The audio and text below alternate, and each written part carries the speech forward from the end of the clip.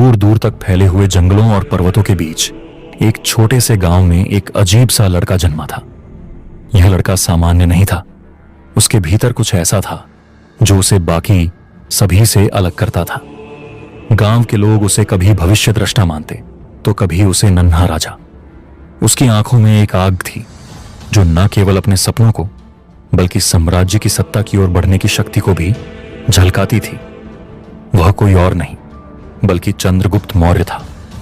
आज से लगभग 2500 साल पहले जब भारत पर यवनों का दबदबा था और उत्तर भारत के बहुत बड़े हिस्से में नंदवंश का शासन था, तब चंद्रगुप्त ने अपनी महाकाव्य यात्रा शुरू की थी। एक अनोखा संघर्ष, एक अद्भुत सफलता की कहानी और सबसे बड़ी बात, वह एक साम्राज्य जिसे समय ने अपनी चुप्पी में ढका था, आज भी इतिहास के पन्नों में एक रहस्यमय धरोहर के रूप में जीवित है।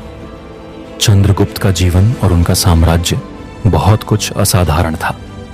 सिकंदर का आक्रमण भारत के उत्तर पश्चिमी हिस्से तक पहुंच चुका था और उस समय के शक्तिशाली राजा धनानंद के बाद नंदवंश का साम्राज्य ज्यादा नहीं टिक पाया था। चंद्रगुप्त ने इस नष्ट साम्राज्य के खंडहरों से अपनी शक्ति का निर्माण किया। इसके पीछे न केवल उनका कड़ा संघर्ष था बल्कि उनका एक गुरु भी था, कौटिल्य, जिन्हें हम चाणक्य के नाम से जानते हैं।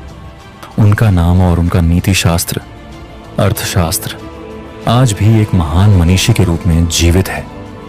चंद्रगुप्त मौर्य की कहानी में एक रहस्य था, उनका असाधारण दृष्टिकोण।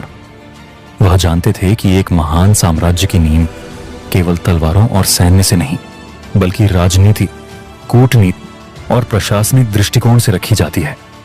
और इसी कारण उनका साम्राज्य समय के साथ इतना विस्तृत और शक्तिशाली हुआ कि यह इतिहास के सबसे महान साम्राज्यों में एक माना जाता है।